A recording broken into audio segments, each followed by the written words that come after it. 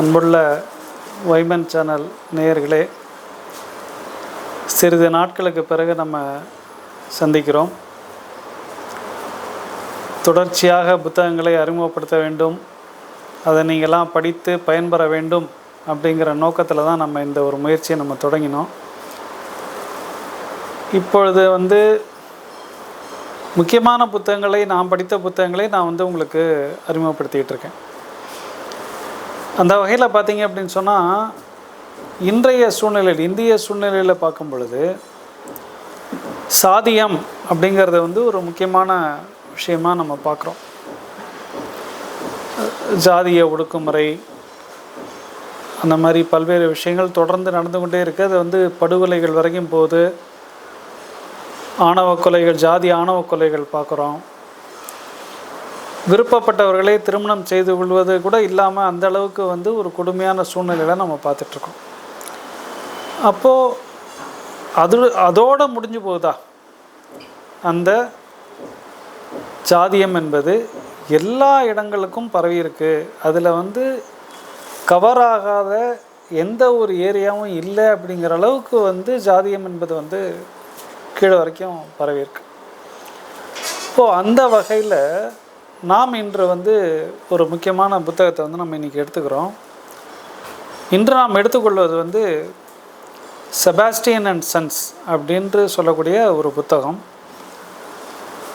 இது இசைக்கலைஞர் டி.எம். கிருஷ்ணா அவர் எழுதியிருக்கக்கூடிய ஒரு புத்தகம். இந்த புத்தகம் வெளியிட்டதே ஒரு பெரிய பிரச்சனையாச்சுன்னு வச்சுக்கோங்க. அந்த புத்தகம் வெளியிடுற அன்றைக்கி அவர் எங்கே வெளியிடுறதாக இருந்தாரோ அவர்களை லாஸ்ட் மினிட்டில் பெர்மிஷன் விட்ரா பண்ணி அப்புறம் வேறு இடத்துக்கு ஷிஃப்ட் ஆகி அப்புறம் அந்த இடத்துலேருந்து வெளியிடப்பட்டது. அங்கேயே அந்த ஜாதியம் என்பது அந்த இடத்துல வெளிப்பட்டது. அப்படி என்ன எழுதிட்டார் இந்த டி.எம். கிருஷ்ணா? இப்போவும் பிரச்சனையில் சிக்கிட்டு இருக்கார். இப்போவும் ஒரு இதில் மியூசிக் இது அகாடமியில் அவருக்கு அவார்டு கொடுத்த உடனே கொஞ்சம் பேர் அவருக்கு எதிராக கிளம்பி ஏராளமான பிரச்சனைகளை அவருக்கு எதிராக உருவாக்கி எல்லாம் பண்ணிட்டுருங்க. அப்படி என்ன பண்ணிட்டார்? அப்படி என்ன இந்த புத்தகத்தில் அவர் எழுதிட்டார்? புத்தகத்தை வெளியிட பெர்மிஷன் தரமாட்டோன்ற அளவுக்கு ஏன்னா அவர் என்ன பண்ணிட்டார் அப்படிங்கிறது தான் இந்த புத்தகத்தினுடைய இம்பார்ட்டன்ஸ் அங்கே தான் நமக்கு வருது. டி.எம். கிருஷ்ணா ஒரு மிகச்சிறந்த இசைக்கலைஞர். அவர் ஒரு பாடகர், கர்நாடக இசை பாடகர். இந்த கர்நாடக இசையில் முக்கியமான சைடு இருக்கும். அதாவது கூட வாசிக்கக்கூடிய வாத்தியக்காரர்கள். அப்படி முக்கியமாக என்னென்ன வாத்தியங்கள் வாசிக்கிறாங்க அப்படின்னு பார்த்தோன்னா, வயலின் வாசிக்கப்படுது, மிருதங்கம் வாசிக்கப்படுது, கஞ்சீரா, இந்த மாதிரியான விஷயங்கள். இதில் கிருஷ்ணா எடுத்துக்கொண்டிருப்பது என்பது மிருதங்கம் என்று சொல்லக்கூடிய ஒரு தோல் வாத்தியம். அப்படின்னா இந்த தோல் வாத்தியத்தில் ஜாதியம் அப்படின்னு சொல்லி நீங்கள் பார்க்கலாம். ஒரு சிம்பிளான கேள்வி அந்த அவர் முன்வைக்கிறார். அந்த கேள்வியை பார்த்தாலே நமக்கு தெரியும். இந்த மிருதங்கம் என்பது தோல் வாத்தியம் நான் சொன்னேன் இல்லையா? இந்த மிருதங்கத்தை எங்கே வச்சு வாசிக்கலாம்? சாமி ரூமில் கூட வச்சு மிருதங்கத்தை வாசிப்பார்கள். அதை அதுக்கு பூஜை போடுவாங்க, எல்லாம் பண்ணுவாங்க. ஆனால் அதே தோலால் ஆன இன்னொரு வாத்தியம் பறை. அந்த பறையை வீட்டுக்குள்ளேயே அனுமதிக்க மாட்டாங்க. யோசிச்சு பாருங்கள், ரெண்டும் தோல் வாத்தியம்தான். அப்போ இதுக்கு பின்னால் இருக்கக்கூடியது என்ன? இந்த தோல் வாத்தியத்தை உங்களால் அனுமதிக்க முடியும் என்று சொன்னால், ஏன் பறை என்று சொல்லக்கூடிய அந்த தோல் வாத்தியத்தை உங்களால் உள்ளே அனுமதிக்க முடியவில்லை அப்படிங்கிற கேள்விகள் தான் நமக்கு இப்போ முன் வருது. அதில் தான் அந்த ஜாதியம் என்பது வருகிறது. சரி, இது ஒரு ஆஸ்பெக்ட். சரி, நம்ம வாத்தியக்காரர்கள் நம்ம சொல்கிறோம் இல்லையா? வாத்தியக்காரர்களை நம்ம பாராட்டுவோம். அதாவது ரொம்ப உமையாவல்புரம், சிவராமன், மணி என்று ஏராளமான மிருதங்க கலைஞர்கள் மிகச்சிறப்பாக வாசிக்கக்கூடிய கலைஞர்கள். ரொம்ப அற்புதமான ஒரு நாதம் அவங்க மிருதங்கத்திலேருந்து கிளம்புது. கூர்ந்து நோக்கினோம் என்று சொன்னால் ஒவ்வொரு மிருதங்கத்தின் நாதமுமே வித்தியாசப்படும். அதில் ஆண் கலைஞர்களுக்கு வாசிக்கும் போதான மிருதங்கத்தினுடைய நாதம் வேறு மாதிரி இருக்கும். பெண் கலைஞர்களுக்கு வாசிக்கக்கூடிய மிருதங்கத்தினுடைய நாதம் என்பது வேறு மாதிரி இருக்கும். அதே மாதிரி ஒவ்வொரு குறிப்பிட்ட வாத்தியக்காரர்களுடைய மிருதங்கங்களுடைய சத்தமும் வேறு வேறு மாதிரி இருக்கும். அந்த ஒவ்வொன்றுமே வேறு வேறு மாதிரி இருக்கும். ஒரு படத்தில் நம்ம சிவாஜி கணேசன் நாதஸ்வரத்தை வாசிக்கும்போது அவங்க கேட்பாங்க, எல்லா நாதமும் இப்படி தான் வருமா? இல்லை, ஒவ்வொன்றுக்கும் வந்து டிஃப்ரென்ஸ் வருது. அந்த இடத்துல அவங்க எவ்வளவு நாதம், அந்த இது எப்படி உருவாக்கப்பட்டிருக்கிறதுங்கிறது ஆரம்பித்து எல்லாத்துலேயுமே வந்து அது வித்தியாசப்படுது. அப்போது இதுக்கு பின்னால் இந்த மிருதங்கம்ங்கிறது வந்து செய்யப்படுவதற்கு பின்னால் அதில் ஏராளமான உழைப்பு அடங்கியிருக்கிறது, நிபுணத்துவம் அடங்கியிருக்கிறது அப்படிங்கிறத நம்ம வந்து முதல்ல புரிஞ்சிக்க வேண்டியிருக்கு.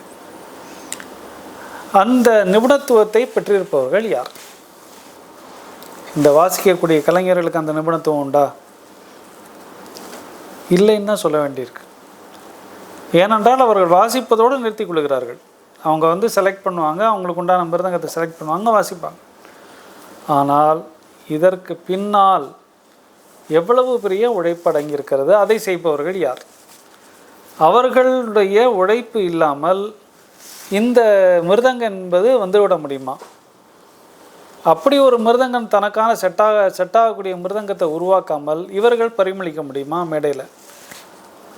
அப்போது அவர்களை பற்றி பேசுவது அப்படிங்கிற விஷயத்தை வந்து டிஎம் கிருஷ்ணா வந்து கையில் எடுத்துக்கொண்டு பல ஆண்டுகள் இந்த மிருதங்கம் செய்பவர்களிடம் தானே நேரடியாக சென்று அவர்களுடன் பழகி அந்த பல்வேறு நுணுக்கங்களை தெரிந்து கொண்டு அந்த விஷயங்களை எல்லாம் நமக்கு ஒரு புத்தகமாக brief history of mridangam makers என்று அவர் வந்து கொடுக்குறார். இதுதான் செபாஸ்டியன் அண்ட் சன்ஸ். தமிழில் வந்து காலச்சுவடு பதிப்பகம் வந்திருக்கு. அது வந்து செபாஸ்டியன் குடும்பக்கலை அப்படிங்கிற பேரில் வந்திருக்கு. இவர்கள் பெரும்பாலும் யார்? இந்த மிருதங்கத்தை செய்பவர்கள் யார் என்று பார்க்கும் பொழுது இவர்கள் அனைவருமே வந்து தாழ்த்தப்பட்ட வகுப்பை சேர்ந்த கிறித்தவர்கள். அவங்க வந்து அடிப்படையில் தாழ்த்தப்பட்ட வகுப்பை சேர்ந்தவர்கள். குறிப்பிட்ட ஒரு இவர் சொல்கிறத வந்து செபாஸ்டியன் என்பவர் வந்து இருக்கிறதுலேயே மூத்தவர், அந்த அவருக்கு தொடர்ந்து வரக்கூடியதுன்னா அதனால் இருக்கிறதே மூத்தவருங்கிறதுனால அவர் செபாஸ்டியன் அப்படிங்கிற பேரை வந்து முன்னிறுத்துகிறார். அப்போ இவர்கள் எங்கெங்கெல்லாம் இருக்காங்க அப்படின்னு பார்த்தா பல இடங்களில் வந்து அவர்களுடைய ஃபேமிலிஸ் வந்து பரவி இருந்தால் கூட பிறகு அவர்கள் அங்கிருந்து கிளம்பி சென்னை தான் வந்து ஹப் ஆஃப் கர்நாடிக் மியூசிக்காக சென்னை உருவாகிற போது மயிலாப்பூர் உருவாகுது. அந்த மயிலாப்பூருக்கு வந்து அவர்கள் வந்து தங்களுடைய இடங்களை விட்டு தஞ்சாவூர் போன்ற இடங்களை விட்டு அங்கேருந்து இங்கே வந்து சென்னைக்கு வந்து அவங்க ஷிஃப்ட் ஆகி வந்திருக்கிறாங்க. அப்போது அந்த நாதஸ்வரம் மன்னிக்க வேண்டும், நம்முடைய மிருதங்கம் என்பது செய்வது என்பது மிகப்பெரிய கலை. அதுக்குண்டான சரியான வுட்டு, சரியான மரத்தை கண்டுபிடிக்க வேண்டும், அது சரியான முறையை இழைக்க வேண்டும், சரியாக ஓட்ட போடணும், அதற்கு மேலே இருக்கக்கூடிய விஷயங்களை வந்து சரியான முறையில் செய்ய வேண்டும், தோல் சரியாக தேர்ந்தெடுக்கப்பட வேண்டும், அதுக்கு மேலே வச்சுக்கக்கூடிய அந்த மாவு ஒரு மாதிரி கருப்பில் இருக்கும் பாருங்கள், அந்த கல், அந்த இது சரியான முறையில் அவர்கள் எடுக்க வேணும். அது எல்லாத்தையும் வச்சு இருக்கிறது வரைக்கும் அது ஒரு மிகப்பெரிய நிபுணத்துவத்தை கோரக்கூடிய ஒரு விஷயம். அந்த மாதிரியான ஒரு வேலையை செய்யக்கூடிய மனிதர்களே அவர் போய் பார்க்குறார். இதில் அடங்கியிருக்கக்கூடிய இன்னொரு சாதியம், முதல்ல ஆரம்பிக்கும் போதே நான் சொன்னேன், இதுவும் ஒரு தோல் வாத்தியம், அது ஒரு தோல் வாத்தியம். இந்த தோல் வாத்தியம் என்று சொல்லக்கூடிய அந்த தோல் என்பது எல்லா தோலும் அதில் இருக்குது. அதாவது மாட்டுத்தோலும் இருக்குது, ஆட்டுத்தோலும் இருக்குது, எல்லாம் இருக்குது. இப்போ இந்த மாட்டுத்தோல் என்று சொல்லக்கூடிய மாட்டுத்தோலை அப்படியே இறந்து போன மாட்டிலேருந்து அந்த தோலை எடுத்து அப்படியே யூஸ் பண்ணிட முடியுமா? சில பேர் அப்படி சொல்லிகிட்டு இருக்காங்க. என்று பார்த்தால் இல்லை, செய்ய முடியாது. என்ன காரணம் என்று சொன்னால், மாடு இறந்ததுக்கு பிறகு அந்த தோல் இறுகிடும், அதனுடைய அந்த எலாஸ்டிசிட்டி என்பது இருக்காது.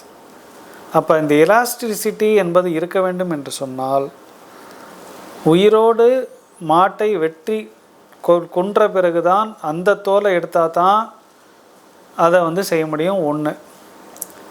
இரண்டாவது விஷயம் என்னன்னு சொன்னால், அதுக்கு வந்து ஒரு எல்லா உயிரோடு இருக்கிற மாட்டையும் கொலை பண்ணி அந்த மாதிரி எடுக்க முடியாது.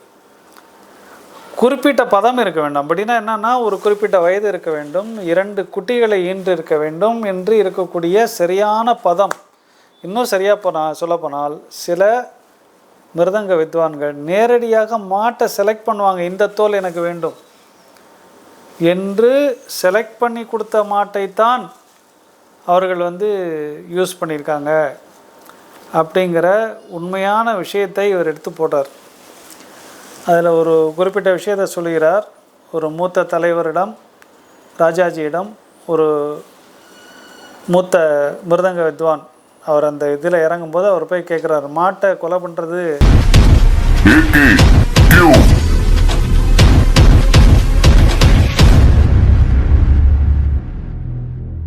அப்படிங்கிற விஷயத்தை அவர் வந்து இதில் சுட்டி காட்டுகிறார்.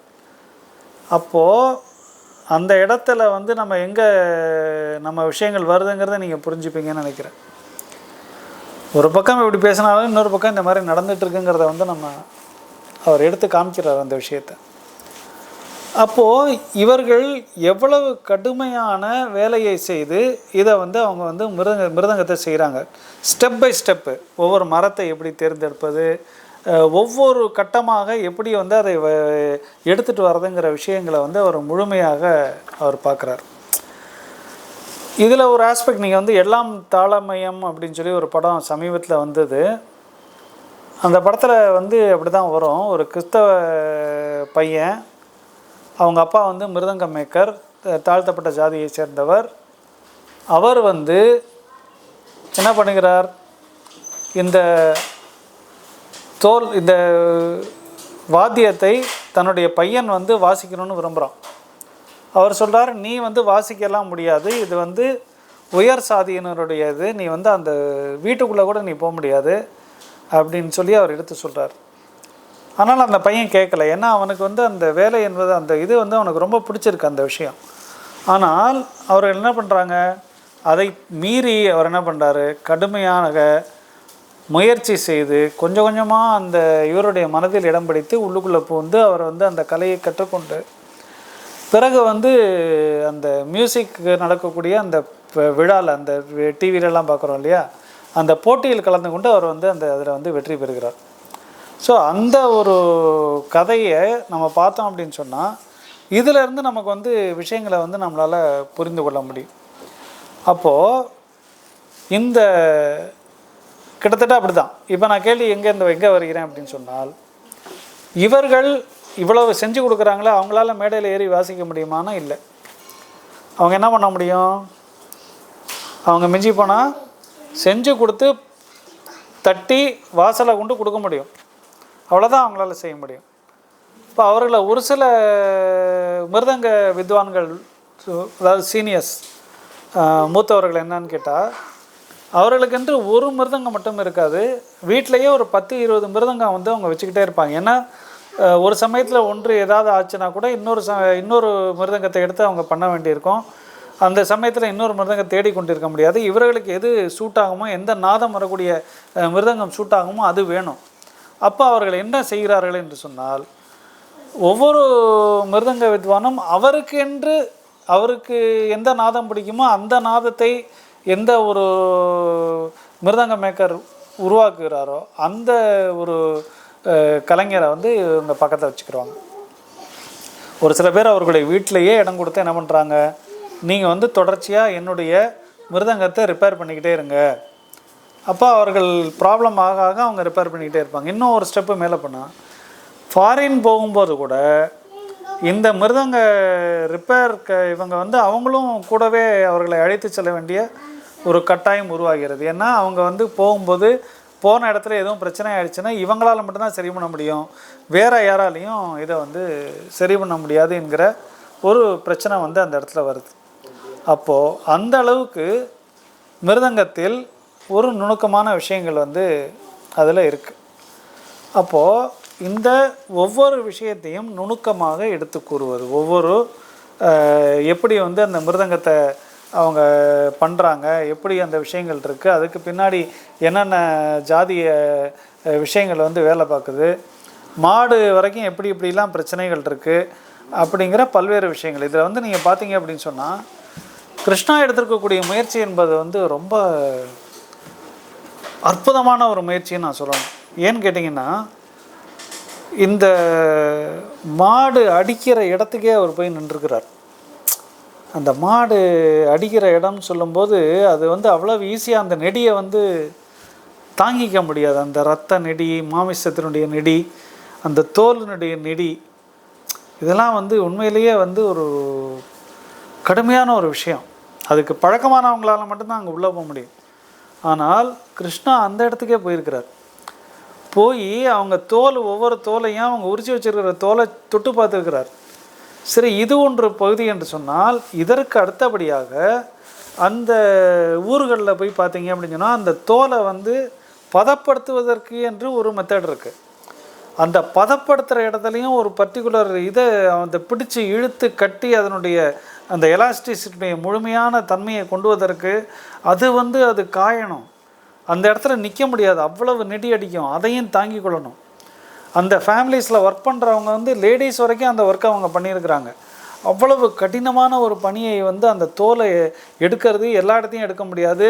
பக்கவாட்டில் இந்த பர்டிகுலர் இடத்துல தான் வந்து அந்த தோலினுடைய நாதம் வரும்னா அந்த இடத்த கரெக்டாக சூஸ் பண்ணி அந்த பர்டிகுலர் இடத்த வந்து வெட்டி எடுக்கணும். அப்போது இந்த மாதிரியான பல்வேறு ஒரு ஒரு ஒரு ஆர்ட்டினுடைய உச்சம்னு சொல்லலாம். எளிதாக நம்ம எடுத்தோம் கட்டினோம், இதை இப்படி பண்ணோம் அப்படி பண்ணோம்னா நம்ம பண்ண முடியாது. அதே மாதிரி அந்த நடுவில் வைக்கக்கூடிய அந்த கருப்பு போர்ஷன், அந்த கருப்பு போர்ஷன் எப்படி செய்ய வேண்டும் என்பதற்கு ஒரு மெத்தட் இருக்குது. அது குறிப்பிட்ட கல்லை தான் எடுக்க முடியும், குறிப்பிட்ட ஊரில் தான் எடுக்க முடியும். அதை குறிப்பிட்ட பாணியில் அதை வந்து மிக்ஸ் பண்ணணும். அந்த மிக்ஸ் பண்ணி அதை கரெக்டாக அந்த இடத்துல சரியாக வச்சு கரெக்டாக அப்பணும். அப்போ இதெல்லாம் பண்ணினதுக்கு பிறகு தான் இவ்வளவு இழுத்து கட்டுறதுலேயும் ஒரு இது இருக்குது. அந்த அந்த இழுத்து கட்டுறதுல கொஞ்சம் தொய்வு வந்துச்சுன்னா கூட உங்களால் வந்து அந்த சத்தம் தொப்புன்னு விழுவும், அந்த நாதம் வந்து உங்களுக்கு வராது. அப்போது அவ்வளவு கடுமையான ஒரு ஒர்க்கை வந்து அவங்க ஃபேமிலி எடுத்துக்கிட்டே வர்றாங்க. ஆனால் அவர்களுடைய நீங்கள் வந்து மிருதங்க கலைஞர்கள், வாசிக்கக்கூடிய கலைஞர்கள் எந்த அளவுக்கு அவங்க உசந்து போகிறாங்க. ஆனால் இவர்களுக்கு அடிப்படையாக இருக்கக்கூடிய அந்த கலைஞர்களுடைய வாழ்க்கை என்பது முன்னேறி இருக்கிறதா என்ற கேள்வி தான் நம்ம முன்னாடி வருது. அவர்களுடைய வாழ்க்கை எந்த வகையிலும் முன்னேறவில்லை. அதுக்கு காரணம் என்ன? அவங்க வந்து இவ்வளோ உழைப்பு போடுறாங்க, இவ்வளவு முக்கியமான அவங்கள வந்து இவர்களுடைய பேர் வாங்குவதற்கு அவர்களுடைய உழைப்பு என்பது அவ்வளவு முக்கியமாக இருக்குது. ஆனால் அவர்களுக்கு உரிய மரியாதை என்பது கிடைக்கவில்லை அப்படிங்கிறத நம்ம பார்க்க வேண்டியிருக்கு. அப்போ இவர்களுடைய வாழ்க்கையை தேடி சென்று டிஎம் கிருஷ்ணா ஆராய்ச்சி பண்ணி அதை வந்து முழுமையாக நமக்கு எடுத்து கொண்டு வந்து தந்திருப்பது என்பதை நம்ம வந்து பாராட்டணும். டிஎம் கிருஷ்ணா பல சமயங்களில் அவர் சொல்லுவார், அவர் வந்து இந்த உயர் சாதி என்று சொல்லப்படக்கூடிய ஒரு சாதியில் பிறந்திருக்கிறார். ஆனால் அதை எனக்கு இது வந்து வேண்டாம், எனக்கு வந்து இவங்க கூட தான் இருக்கணும் அப்படிங்கிற ஒரு உண்மையான ஒரு விஷயத்தை சொல்லி அதிலிருந்து வெளியே வந்து இவர்களுடன் சேர்ந்து நிற்பது என்பதை வந்து நம்ம கிருஷ்ணாட்ட நம்ம பாராட்ட வேண்டியிருக்கு. ஒவ்வொரு விஷயத்திலும் அவர் சொல்லக்கூடிய கருத்துக்கள் என்பது வந்து ஒரு அதிர்வை உருவாக்கக்கூடிய கருத்துக்கள். அதாவது ஸ்பிரிட் ஆஃப் என்கொயரின்னு சொல்லிட்டு ஒரு புக்கு இப்போ வந்திருக்கு. அவர்களுடைய பல கட்டுரைகளினுடைய தொகுப்பு, பல புத்தகங்கள், பல பேப்பரில் எழுதியிருக்காரு, வயரில் எழுதியிருக்காரு, ஹிந்துவில் எழுதியிருக்காரு. இந்த மாதிரி பல்வேறு தலைப்புகளில் எழுதின அந்த கட்டுரைகள் வந்து தொகுக்கப்பட்டு இப்போ வந்து ஸ்பிரிட் ஆஃப் என்கொயரிங்கிற பேரில் வந்திருக்காது. தமிழில் கூட பாரதி புத்தாலயத்தில் அதுக்குண்டான வேலைகள் நிகழ்ந்து கொண்டு இருக்கிறது. சீக்கிரமாக தமிழ்லையும் வரும். அப்போது அப்படிப்பட்ட ஒரு வேலையை அவர் செஞ்சுருக்கார். சரி, இவர் இதோடு விட்டுட்டாரா அப்படின்னு பார்த்தீங்கன்னா அங்கே தான் வந்து அவர் தனித்து நிற்கிறார். என்ன பண்ணியிருக்காரு அப்படின்னு சொன்னால், இந்த புத்தகத்தினுடைய ஆங்கில பதிப்பு வரிய வரும் பொழுதும் அந்த புத்தகத்தினுடைய தமிழாக்கம் அரவிந்தன் பண்ணியிருக்கிறாரு. அந்த மொழியாக்கம் வரும் பொழுதும் அவர் அந்த இடத்துல வந்து இந்த கலைஞர்களை அழைத்து வந்து அவர்களுக்கு மேடையில் ஏற்றி அவர்களுக்கு சால்வையை போர்த்தி அவர்களுக்கு நினைவு பரிசையும் கொடுத்து அவர்களை கௌரவித்தார். இது 2 இதுலேயும் நான் போயிருந்தேன். அப்போது வெறும் பேச்சு மட்டுமல்ல, செயலிலும் அவர் வந்து அந்த கலைஞர்களுக்கு உண்டான மரியாதையை அவர் கொடுத்தார். இதுக்கு பிறகு வந்து உமையாள்புரம் சிவராமனுடைய ஒரு இது நினைக்கிறேன். அந்த ஒரு மீட்டிங்க்கு போயிருக்கும்போது அவர் வந்து சிறப்பு வாசிப்பாளராக வந்து மேடையில் ஏறினார்.